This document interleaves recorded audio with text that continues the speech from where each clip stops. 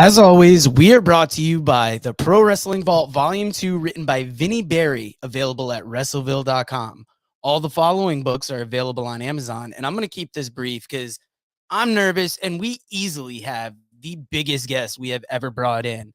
But on Amazon, you've got Pas de Deux, written by Kevin Kelton, All That's Left, written by Ward Anderson, Blood and Fire, the unbelievable real-life story of wrestling's original Sheik, written by Brian R. Solomon, How Not to Suck at Comedy by Pat Oates, Matt Memories by Greg Oliver and John Arezzi, Uncontrolled Chaos, Canada's Remarkable Professional Wrestling Legacy, written by Vance Nevada.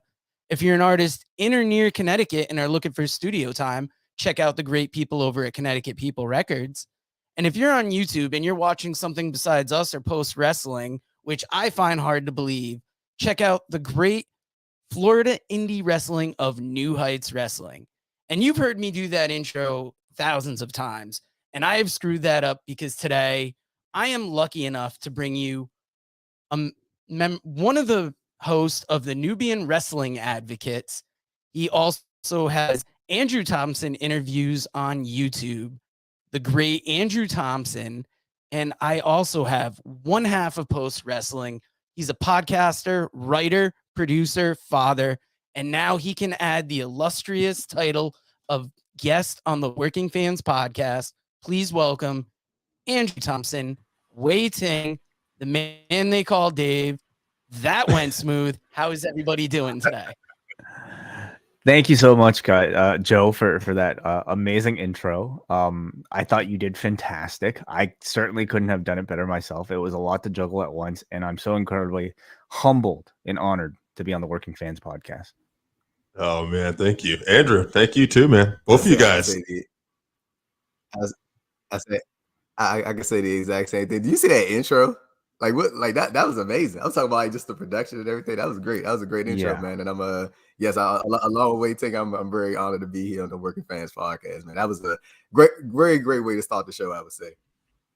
Thank you very much. Yeah, we got beat up on our old intro because it was about this time last year. We're like, we're gonna get professional. We're gonna film an intro, and I have been eating shit on that intro for well over a year. Like before, things where like my knee bumped the camera and it shook it. So, and I kept it in there. And one guy's like, we all look like we're homeless. And I was like, you knew what we were doing when we showed up, but we had to step it up. A couple other members of our team, they were they were happy.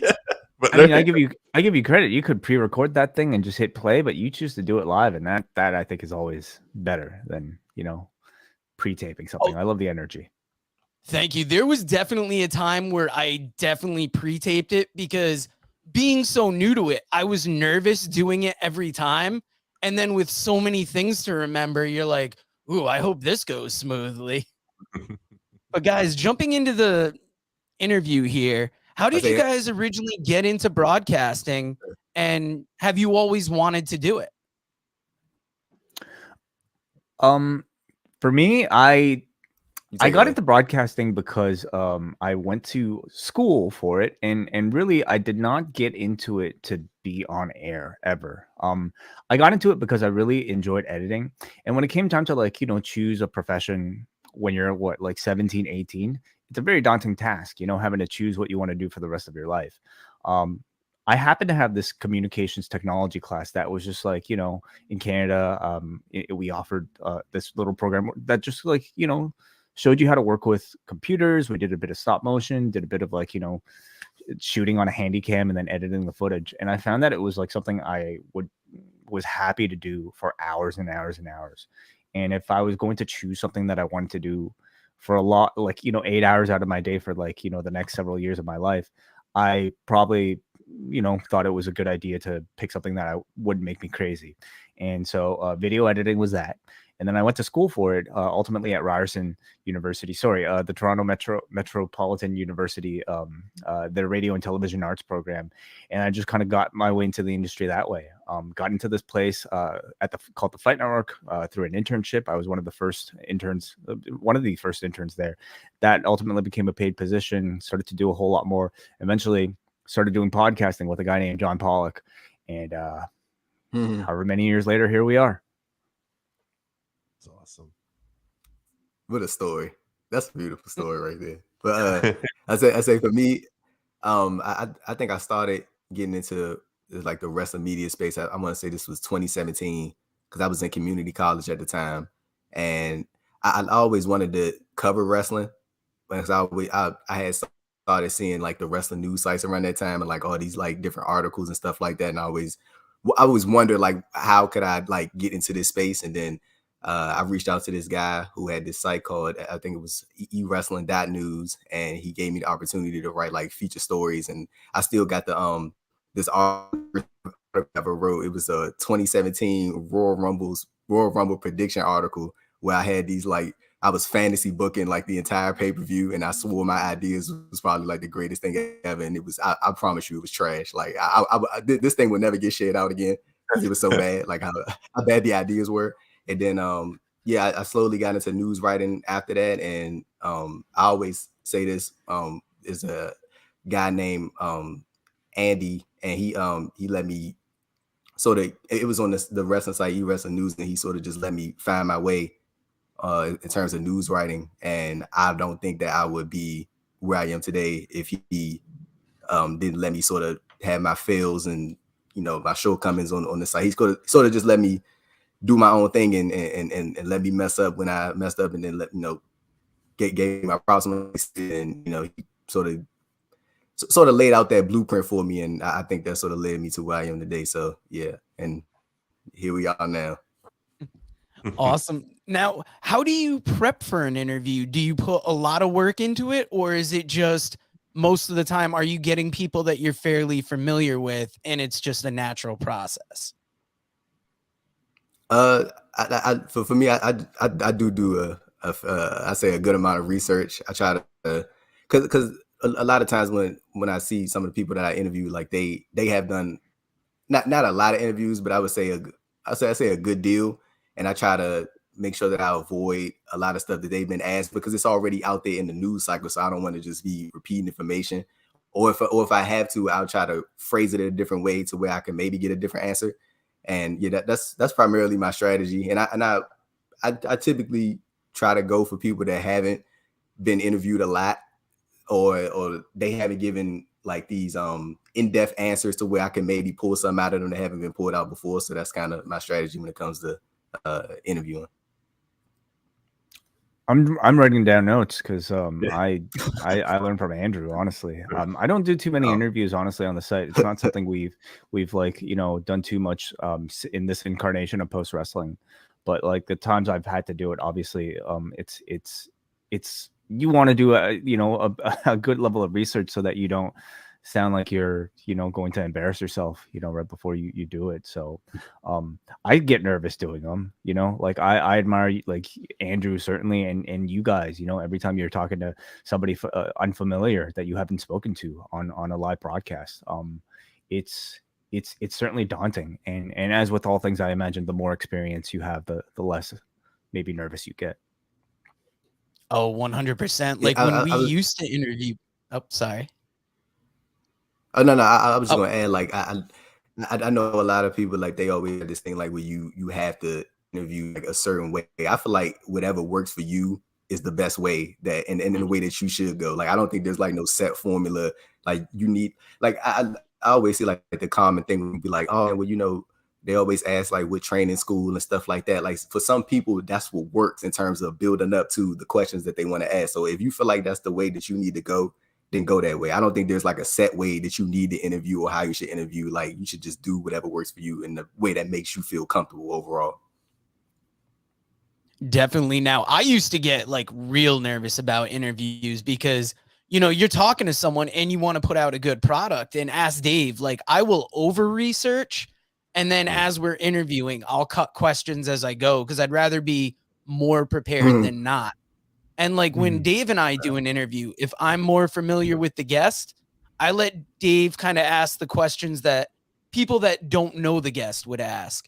And then I try and ask maybe the more familiar kind of like more in-depth questions. So it gets, layers to the interview. But Dave, I do the for dummies one. Yeah, I got you like the basic.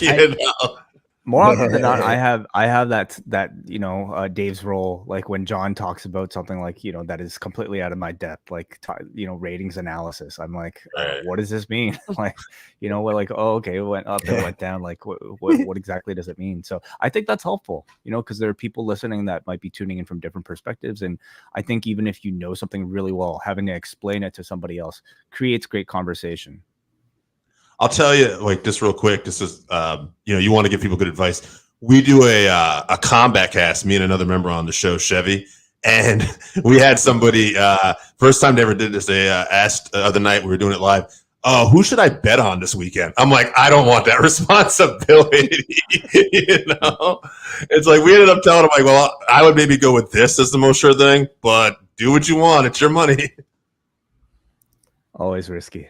Yeah.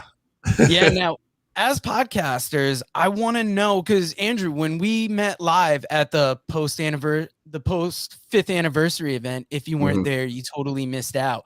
But we bonded over the difficulty of getting interviews, and sometimes, or how that can be a dicey situation. So how do you handle disappointments and setbacks when they come? Because there's been times where we thought we've had a guest and then we don't.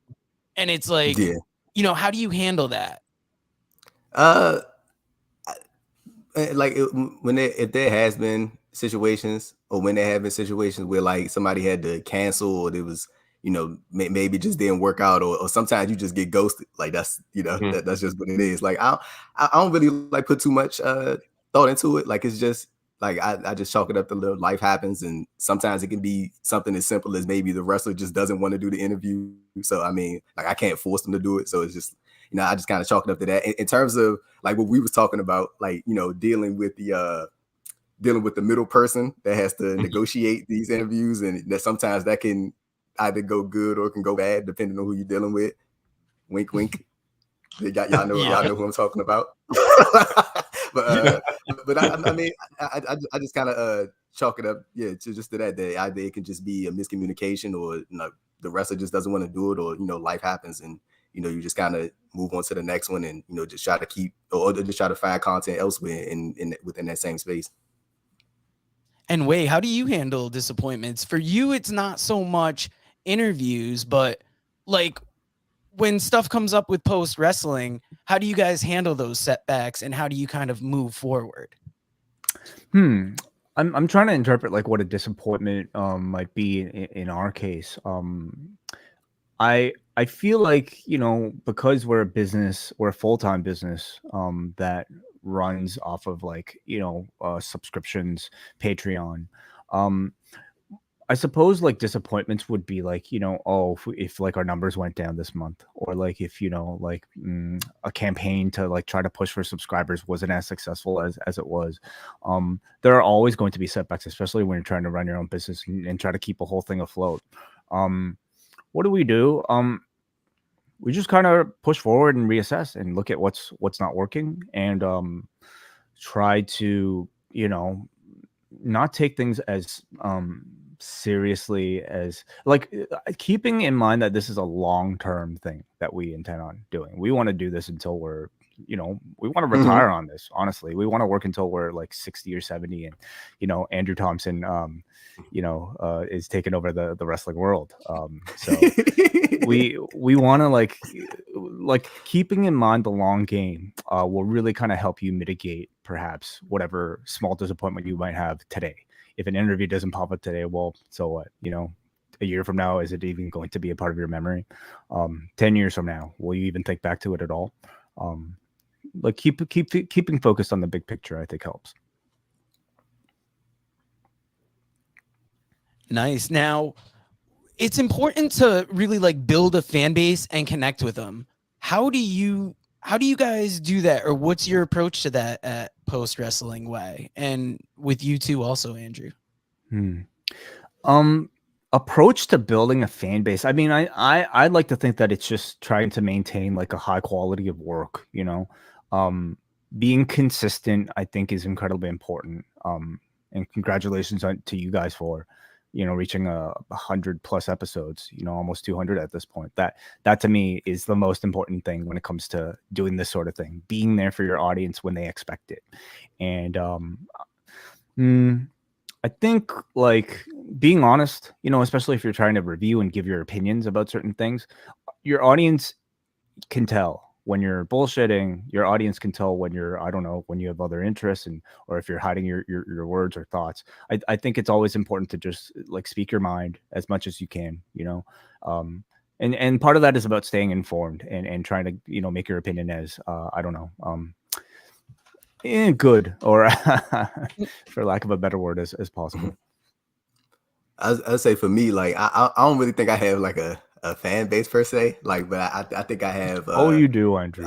I have people like Way and John and the abundance of people over there posting, and a bunch of other people who support the work that I do, and I think is like I can speak to it in terms of my written work. I just think I just try to the written work that I do at Post. I just try to stay consistent with that and try to be as extensive as possible, as like much as possible as I can.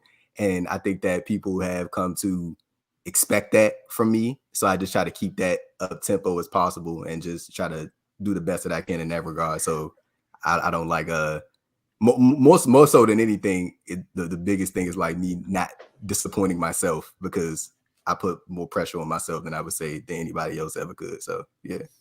We are, and let me just kind of take the space to say, like, we're so incredibly lucky that we have Andrew Thompson as part of our team, because he manages to, honestly, he's made a name kind of for himself for like finding the most obscure things that are in the far corners of the internet. And he's able to kind of like, very thoroughly listen to these podcasts or interviews or watch these interviews, and he'll be able to find like the most interesting nugget of information that he'll then like spread through our source, and that in turn, puts it out into the further wrestling world. And it's always amazing to me the amount of how thorough he is and how much he finds that I would otherwise never be able to. 100%. Now, him and Nate Milton are two of the voices on Post Wrestling, besides yourself and John, that have stood out. Like, Nate, there's so many great people on the staff, but like Andrew and Nate, just with Andrew with his thoroughness and sense of humor, and Nate just, I think he's hilarious, but also like a great host. And like, those are like not miss episodes. So I hear what you're saying, and consistency really is the thing. Like when Dave asked me to come on and help with this at first, one of the first things I did was, how can we make this sustainable? I don't want to put out something that's going to have 5 episodes and end somewhere on the internet. And Dave and I talk all the time about authenticity. Like, yes, we have a co-host who we love dearly, but he's a former wrestler, so he loves to be the worker. And there's times where it's like, is that what you think? Like, I'll be editing at night and I'll just send Dave a message like, why can't he just be real for a minute? Like, me and Dave, almost, it feels like we're too real at times. But it goes back to like kind of what Andrew was talking about when you get into the interview for the wrestlers. Like, everybody's just got their own thing going on. These are real people. And sometimes you get ghosted, and it's like, man, he did not want to do it. He could have forgot. Or some people have legitimate self-esteem issues where they don't like this particular format and stuff. And I try to look at it and just go, you know what? Whatever's going on, it didn't work out. And like to Way saying, the big picture, I'm just going to move on to the next thing. It's fine. If he wants to do it down the road, that's fine. But I'm not going to worry about it. And there's no reason to hold on grudges. That gets you nowhere anyway, you know? I would say I just wanted to add this real quick, because I can't let Way sit here and say all these nice things without giving it back to him. Like, if it wasn't for him and John giving me the platform to do what I do, then I don't think that I would have this sort of expectation as far as my written work goes. And they sort of allow me to just really do my thing. There's never been a point throughout the past 2 years, almost 3 years now at Post, that like they've ever been like, hey, we want you to do Way, we need you to like, they give points like very thorough and stuff that can help me along the way, but it's never been a thing of like, we want you to be this, like, and it's always just been, look, you do your thing, and we'll tweak it here and there when we need to, and we can just sort of go from there. And it's been absolutely great so far. And I just like thought of it in my head. I joined Post in August 2019, and I can't believe 2023 is like right around the corner. It's like kind of ridiculous how quickly time goes by, and you don't even realize until you like start talking about it in a sentence like this. And not to like, I know eventually Joe wants to move on, I think, but like you guys talk about the authenticity part too, that being real. Me and Joe, we were trying something one point. He'll know what I'm talking about. It was a video game podcast he was doing. He had someone fall out. He asked me to do, I'm like, I am not a gamer. This is not my thing. We did. I was like, Joe, this is a wrap. Like, this ain't going to work. We'll just tell the fans like, hey, we're sorry. We did our best, because to me, it's like, don't bullshit anybody because they're going to see through it. And you're going to have some you win, sometimes you lose, but just keep plugging away. Even if it doesn't work, though, you just like be telling the audience honestly, hey, this isn't working like that. That might be something too. That can be entertaining sometimes as well. Right. Working Fans Gamer Cast episode 1 was definitely that. I had it originally planned with somebody that fell through. So I was lucky to get a local rapper who's also a gamer and very into it. And that made a very interesting first half. I didn't have anybody for the second half. I brought Dave in, and the third act of that play really went downhill quick. But that's what we'll keep our dates. We're going to keep our bookings. Yeah, you throw stuff at the wall and you see what sticks. Now, I want to kind of move on quickly here because I told Way we wouldn't keep you guys overly long on the interview. But I want to know, what do you guys watch and listen to when you're not trying to necessarily be deep in that work? Because like I find sometimes even when I'm not watching wrestling, I'm just watching a different wrestling to relax. So what do you watch? And then after that, what's a favorite album of yours that you put on to, relax to? Okay, so you're looking for wrestling recommendations or non-wrestling? Because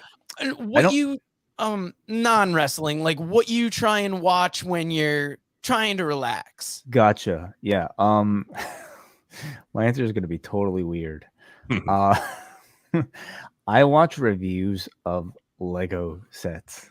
As you can tell from the background, I'm like, that's like sort of my escape, from it. Like because I focus on wrestling so much during my working day, like I tend to not do it as much, when I'm off. So how I like to just kind of take my mind off is just I like to listen to like people on YouTube talk about what they think about like this particular Lego set, whether or not it's like, a good value, whether or not the design techniques are good, like how collectible it is. It's like, it's the nerdiest thing somebody can possibly do. It drives my wife crazy every time, I put one of these on, but that's how I tend to relax. And an album, like these days I'm on Spotify, I'm just clicking on like the radio. So like if I have a song in my head, I'll like, like hit the three dots and then like I'll just like play like a playlist that's similar, inspired by the songs. But like, I mean, I've been on a real huge Beatles kick over the past year. So like I'm kind of cycling through like all the albums. In fact, I'm doing like I'm playing for my son who's like 4 months old, these sort of like lullaby versions of like these Beatles classics. And the melodies are always like so strong that like they translate into really sort of any medium or any style, I should say. That's cool, man. I would say for me, like outside of wrestling, because I feel like I am, but it's not a negative thing, but I feel like during the week I'm like very, very consumed by wrestling, like a lot from the news writing to like even chopping up clips on the interviews and stuff like that, and watching different stuff to try to keep up, and like how Way said, try to keep yourself informed as possible about what's going on, like in different pockets of the industry and stuff. But like outside of wrestling, I like watching Chopped, the cooking show. I love watching that show. It's funny because I don't do like a lot of cooking, but I love watching that show, like seeing like what everybody like. I like watching MTV Challenge. That's one of the shows, and there's another show that I just discovered called The Sinner.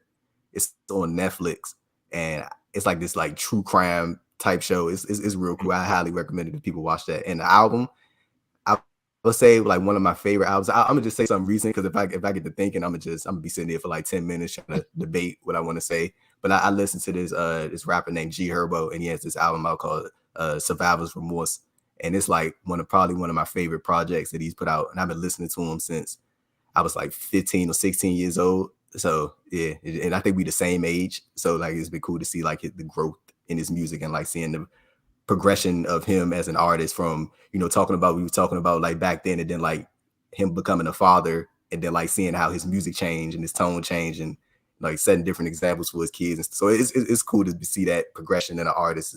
It's individual that I wouldn't know from a stranger in the street, but that's probably one of my favorite projects to listen to right now. Nice. And Dave, I don't think I've ever asked you, are you a music guy? Like, do you get into music? Because I know you appreciate it. Do you have like a favorite album? I'm gonna guess not. Maybe not an album, no. But it's kind of funny. Lately, because my other thing that I've been using to unwind is actually I've been watching like more. I was big into MCU for the last few years. I've actually been starting to get into a few DC things because I hadn't really, and I still just a few old school DC movies I was watching.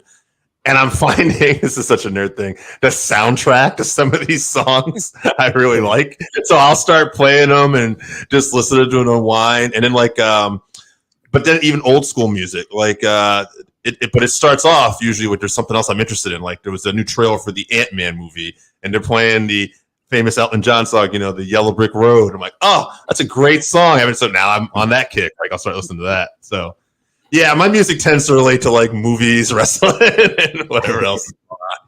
Wow. Like, I mean, sorry, go ahead. Oh, I'm a big music guy. So for me, like an all-time favorite album, if I'm just putting on to relax, is Pieces of a Man by Gil Scott-Heron. And if it's going to be a newer album, right now it's either Apathy, When the River Meets the Sea, because he lost his dad recently and it popped up a lot in his music. And since that had been something I was going through, like his last couple albums just like really stuck with me for that. So that's been on play. And then obviously I waited for years for the new Black Star to come out. And I've really been, trying to get into it. Because when you wait so long for an album, I feel like you build up the group in your mind. And I'm still letting it become, ingrained into what I listen to. But what were you gonna say, Way?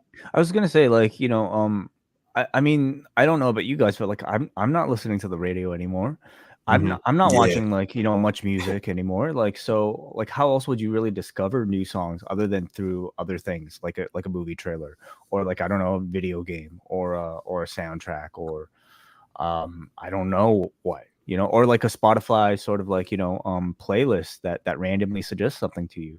There's just like no real other platform, or at least it's different. So, finding a new song through a trailer, I think is perfectly normal these days. Yeah, that's an amazing way. Now, guys,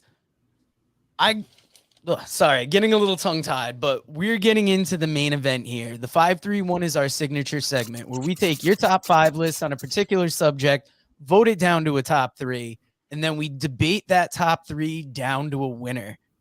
Now, since you guys are our guests today, I was going to ask if you wouldn't mind going first. Okay. Ooh. When you say like top 5, so from what I understand, this was top 5 favorite moments. Or right? Biggest moments. I mean, some people. Yeah, biggest moments of this year. I kind of went like with the personal favorite route, like what got me most excited about pro wrestling. I'm going to say... when I'm and I'm very specific about some of these moments, but like my 5th favorite moment was Anarchy in the Arena, and specifically that moment when Eddie Kingston came out of the stage, blood soaked, straight out of a horror movie, with a gas can in his hand. That was just like a lasting visual from me that I won't soon forget, and in particular because it's Eddie Kingston, because the guy plays sort of like serious, I'm gonna kill you so well. Seeing him in that, like, you believe that he's gonna set a man on fire when he's walking out blood soaked with a gas can. So that was my number 5. My number 4 was the entire Bray Wyatt White Rabbit teases. I don't know if you can really kind of pick one from the whole thing, but like just the whole idea of like being able to see something for like a split frame on TV and then having to go online and being able to spend like 30 minutes to an hour trying to investigate all these little clues, doing it with like, you know, all of the internet. Hey, what did you find here? Oh, this person found this. This person looked up the HTML and found this. Like it was a lot of fun for me. So I don't know if that was one particular moment, but that was my choice is the White Rabbit stuff. Number 3 for me was SummerSlam, Roman Reigns versus Brock Lesnar and the tractor that came out from Brock Lesnar, lifting the ring, flipping it over in half. Incredible production that really the WWE is only capable of. And that to me is like the WWE at its best, when it's able to flaunt its money to do spectacular things like that.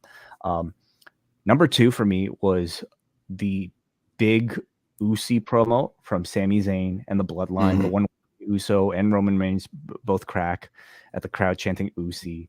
To me, that was the one where like it was already a really hot program, but I think that was the moment where the crowd and everybody publicly started to like really understand how special and how fun these segments were, not just for the people watching, but for the people doing and participating and performing in those bits too. So the Uzi promo was my number 2. My number 1 moment was Hell in a Cell, Cody Rhodes versus Seth Rollins, and seeing Cody Rhodes unveil that bloody, you know, swollen up pec, and having the match that he did with Seth Rollins afterwards. That was perhaps my favorite moment of the year. That's a great list right there, man. I don't know how I'm supposed to. That is a great list. When I'm thinking about some of the top 5 best moments of the year, I had like went down and like just wrote down like a bunch of things like that I was like amped about this year, and I don't know how I was able to like narrow it down to 5. So I'm gonna just pick like 5 random ones off the list, and I hope I'm okay with it after, because I'm probably gonna overthink it later. I'd be like, I should have put this on there. Like of course I'm gonna say one of the. I don't know like where this would rank, so I'm gonna just say 5 of them. But I would say Cody debuting at WrestleMania, and more. It was more so that, of course, of the moment of it, but I was there in person, so like the see like how amped everybody was, and like when I say when the lights was out, and then when everybody heard the, you know, it's one Royal Wrestling. When I say it was jumping in there, like as soon as everybody heard, like it was crazy, like that. Like people like it can sound like dramatic when people say like, oh, you know, the energy and the build, bro. It was real, like, because people knew, and they got it when he popped up. So that was and then props to him for having the. I can only imagine, you know, wanting to have this big grandiose moment, and then slowly realize that, hey, you got to go out there and you got to wrestle too. Like you can't just get the moment. Like you got to go out there and follow up and have a good match too. So. Yeah, shout out to Cody on that. I'm gonna say the next one is when Shibata popped up at Forbidden Door, because that was like so random, and like I don't think nobody was expecting that, and he got a great reaction when people heard the riff in his theme music, and then him doing the thing with Orange Cassidy, and then Orange Cassidy then they got the match. What was that, a month ago on Rampage when they wrestled? So yeah, I'm gonna say Shibata popping up at Forbidden Door. The next one is when Bray Wyatt showed up at Extreme Rules. That was probably one of the most insane reactions that I've ever heard, and like the whole build to it, and you know, showing the different members of the Fly Funhouse and all that stuff. Like I know a lot of people not too big on Bray Wyatt in terms of his in-ring work, but just for me personally, I've never been interested in Bray as a wrestler. I've always been interested in him as a character, and like what he adds to that overall presentation of his, you know, of the Bray Wyatt entity. I guess I've always been interested in that, and I think he like thrives in that better than a lot of people do. I'm gonna say my next one was getting to see Stone Cold Steve Austin wrestle. That was real cool to see him come back, and you know, big props to Kevin Owens for having to, you know, essentially carry that the whole way, because Austin wasn't on TV the entire time, so Kevin Owens had to essentially carry that solo. And then I'm gonna say, I'm gonna pick another one. I was going to throw in the Bianca WrestleMania win, because like the reason I say that is because it's been real cool to see a Black woman in her position be presented as like the marquee talent. Like she is the face like of that women's division, And it's real cool to see, like, again, like a black woman be in that position and be thriving, and like she's like the big dog, like for lack of better terms, and like she's like, I see a lot of people making like the not in terms of like equity within WWE, but more so of the presentation and how they're being booked. Like I seen some like the John Cena comparisons, like they in terms of like her in the women's division, and it's hard to debate that. So I'm gonna say that one. But just to do like a 5A/5B, I'm gonna say another one of my favorite moments was when John Moxley came back on that Dynamite after he came out of rehab, and he gave that promo, like, and he just, you know what I'm saying, he was like, he looked so much different from when he left. Like, he looked healthy, he was looking lean, you know what I'm saying. He came out, he spoke from the heart, and you know, he got a great reaction. So I would say those like some of my favorite moments out of the, you know, the many great things that have happened in wrestling this year. So Nice. sometimes we want to comment on certain things that someone might say too. I just want to piggyback a little bit off that Bianca thing you said.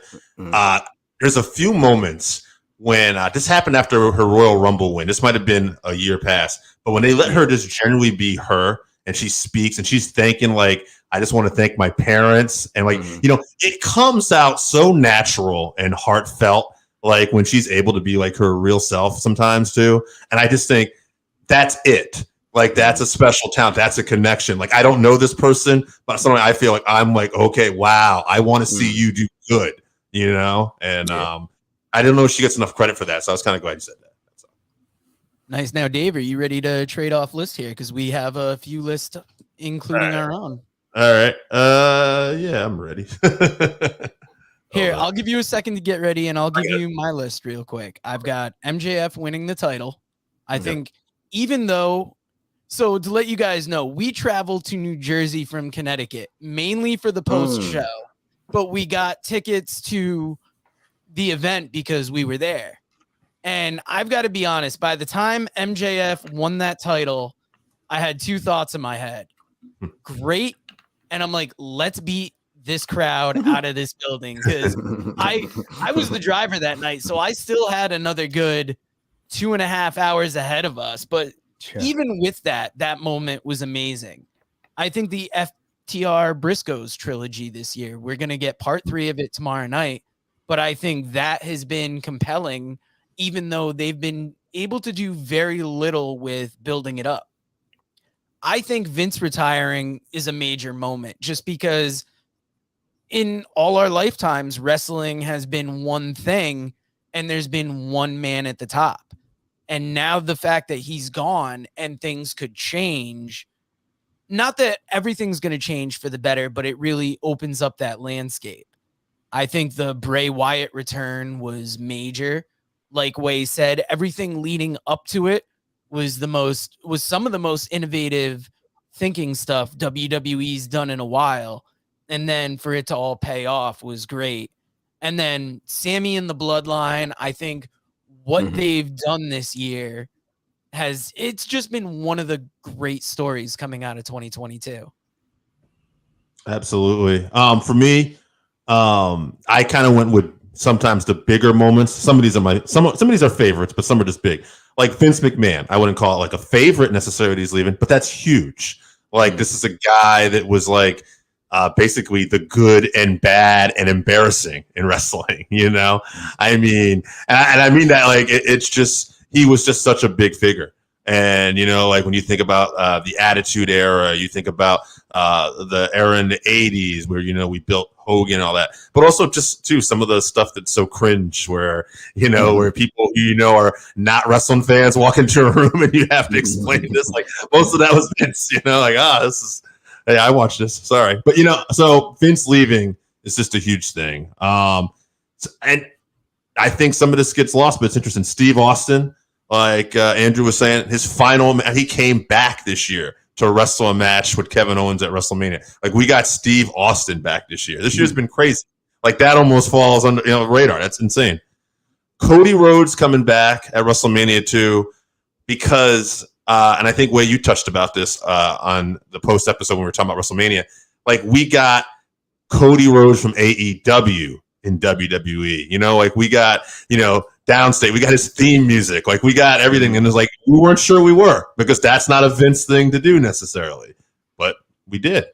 CM Punk and the media scrum, I had to throw it in there because it was such a huge deal, even though, you know, it was one of those things where the next morning I had went to bed after that show was over. And then I had friends texting me like, what happened? What was this? And I'm like, huh? And then you see it, and it was compelling. I could not turn off that scrum. And then finally, little sidebar, I was not super into the Ring of Honor show that was being built this weekend. So much stuff going on. I was like, probably skip it. And then they announced FTR versus the Briscoes in a double dog collar match. And one of my favorite moments this year, too, has been FTR versus the Briscoes. I think they just have – there were a lot of great tag matches this year, but they had a physical style, especially when I look back at that first match, too, where there were some of the punches where Dax was holding his hand and shaking his hand. And I thought, this is like something I hadn't seen in a long, long time. That's my top 5. Now, the next list I got from Red Hawk Will on Reddit. He has Punk versus MJF dog collar match, return of Bailey, Io, and Dakota at SummerSlam, the Joker winning the Casino ladder match, the coin drop, hearing Okada's coin drop on American TV, and then leading to Forbidden Door, and then Sammy being accepted by the Bloodline. Yeah. I mean, that's the stuff. The Sammy stuff in particular is kind of something. It's like Survivor Series this couple weeks ago. Like, he and the Bloodline made that event for me in particular. Yeah, man. Like, yeah. Like it's getting real cool to see like where this is going. Cause like I like, especially with the Bloodline stuff, I like seeing people's different theories, like what's going to happen. Like a lot of people have been pointing out that Solo Sikoa is like being very distant from like the rest of him. He's kind of like to himself, but like a lot of people are saying that's just Solo's character and that's just how he is, and he isn't really too buddy. I like seeing like the different things. And you know, people were speculating about Elimination Chamber in Montreal, and you know, Sammy's, you know, he gonna be in Canada and like he probably get a title match or something. Like I just like seeing all the different stuff that people sort of plotting out about what could happen as far as this storyline goes, and I'm very, very invested in it. Every single member of that group has its own sort of identity. You know, most impressed I've been is actually with Solo Sikoa, somebody with no sort of prior, you know, cachet with like the main roster WWE audience, and he feels like such an integral part of the group now. Very much so. Dave, I'm going to give you 2 more lists. Give me a couple more lists, and then we will get to the end of this. You know what I'll do too? Like, I'm going to take some stuff that maybe people haven't said. All right. So anyone that's kind of repeated, like I got a list from Jake St. John, and 2 of the things he has on here that we haven't heard yet. One was again, I think he's taken more just bigger moments, because these certainly aren't necessarily happy moments, but the Kota Ibushi New Japan Wrestling feud that happened. And also he had Scott Hall passing away. Now, Scott Hall passing away definitely is a mega moment. For me personally, I talked about on the show before, my mom passed away this year. She was the hugest Scott Hall fan, and literally Hall had passed away and my mom went in the hospital. Like, there was a deep connection for me personally between, like, you know, pro wrestling and Scott Hall. And Scott Hall passing away this year, I think, is just, again, he's one of those guys that he was just, you know, unfortunately he didn't always have everything, you know, going for him, you know, personally, but like such a brilliant mind in the wrestling business and such a major, larger than life character. I'm sorry for your loss, man, about your mom. Sorry to hear that. Thanks, guys. Now, I've got a list from Kenny Color from the Mothership Facebook group. He's got Punk at the media scrum, Vince leaving wrestling, MJF's pipe bomb, MJF winning the title, and then he's got Jericho getting abducted as his number 5. That's been a more recent development. When was that? I don't remember. Jericho got abducted. What is this? Is this no, like still in my brain right now? He was on a podcast talking about he believes he had this missing time thing going in. And I believe he said it could have been, you know, alien abduction. It's just funny to hear it come out of Jericho. Yeah. Okay. I hadn't heard that one either. So. You want to know, just to add in, like, another cool moment from this year was when Sheamus got the standing ovation after the match with Gunther at Clash of the Castle. Like that was like a real cool thing because like I think everybody's known for like I would say like the at least past 2 years, bro. Shane has been putting on bangers. Like it's like a thing now, but like he really has had like a great stretch of this career, and like I think it was very cool to see him get that. You know, everybody to verb or express that to him. He got to have that great moment at Clash of the Castle. Yes, now definitely. And Dave, we're going to wrap this up short because we're about on the time we said we were going to do. So getting down to the top 3, I've kind of accumulated some votes, and I've got Sammy in the Bloodline, Austin at WrestleMania, MJF winning the title. Of these 3 things, what would you guys make as your number 1? For me, it's got to be MJF is up there, but I feel like Sammy joining the Bloodline just got everybody's hearts in WWE or WWE at the right time. I'll let you guys go ahead. So what were the 3? Sammy and the Bloodline, MJF and Cody, or was the third one? MJF winning the title, and then Austin wrestling at WrestleMania. Got it. Okay. Right. So again, I guess I want to clarify. You know, are these like more favorites, or are these biggest moments that we're looking to choose right here? This always happens with the 5-3-1 where we put it out and then it's kind of open to interpretation. I would say favorites. I say biggest, but it's kind of like, I guess, what's biggest in your mind. Got it. Okay. And again, it was Austin, it was Sammy and the Bloodline, and it was MJF winning the title. I'm gonna go with Sammy and the Bloodline. I think I'm gonna say the only reason I'm gonna say Sammy and the Bloodline is because I think Austin's probably gonna wrestle again at WrestleMania 39. I definitely I saw him say that he was like he's just working out. Okay, yeah, you're just working out and posting videos about it on Instagram. Yeah, okay, you're just working out. He getting ready for another match. But the only reason I'm gonna say Sammy and the Bloodline is because we're still seeing it play out, and we genuinely don't know when this is going to end. And I think it's primarily depends on when Roman shows up. Because like, to be honest with you, I don't think we're going to see Roman on WWE TV at all this month. I think he's going to be like completely gone until the new year, until we lead up to the Rumble. And I'm just very interested in seeing like a lot of people's theories about how this storyline is going to play out, man. And hopefully Sammy gets some type of some big out of this, man. Like if I had to guess, I seen like a lot of people say, and I sort of think the same thing, that him and Kevin Owens probably win the tag titles from the Usos at Mania. Like, I mean, that would be that would be a good little, payoff to the story, I guess. Definitely. Yeah, Dave, what do you think? So it's funny, like Woodway, I was thinking too, like if you're talking biggest, there's a lot of different big moments. Steve Vince Austin is the biggest. Vince is the biggest story. Vince is the biggest.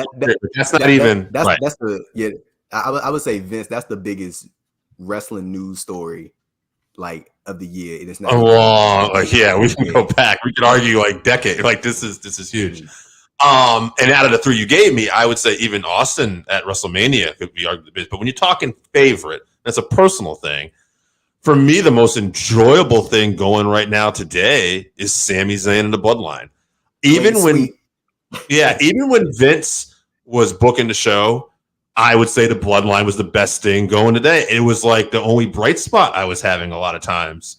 And then Sammy was, just taking up nut. And then when Triple H got involved and started booking, it's like this thing jumped up another level. And then that infamous Uzi promo, like Wade was talking about earlier. And now it's just built up so much, and to the point where people are just so excited that Jay finally like hugged this guy, and it's like, and there's so many different ways you could go with this still. And I think that's one of the interesting things. I, like Andrew, I do think we're going in the direction of tag championships with him and Kevin, but like, it's one of those things. It could go a lot of different ways, and that's what's been great about it. So if we're talking fun, it's got to be Sammy and the Bloodline. Well, guys, you heard it. Sammy and the Bloodline wins our favorite moment of 2022. And Way, Andrew, thank you for taking the time to join us. We've battled through nervousness, technical difficulties. Before we let you go, what would you like to promote? Well, you can find all our work, including Andrew Thompson's, at postwrestling.com. Specifically for myself, we've got our Christmas show coming out December 23rd. So subscribe to Post Wrestling on your favorite podcast feed or at youtube.com/postwrestling. And thank you guys again for having me on. Yeah, nigga, find me on Twitter at @ADThompson__. Written work, of course, at postwrestling.com. Check out all the stuff that myself, John, and that good man Neil Flanagan, who's doing some great work during the post anniversary show. Big shout out to Neil, man. That's my guy. Even though I blocked him from coming to the post anniversary show, as they say. That's the word. That's the word out there. I blocked Neil. But you guys check out my interviews channel, Andrew Thompson interviews on YouTube and stuff this weekend. So yeah, that's about it for me.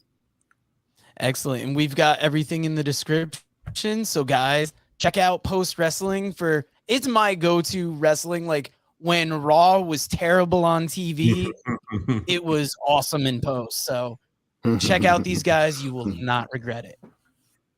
Thank you so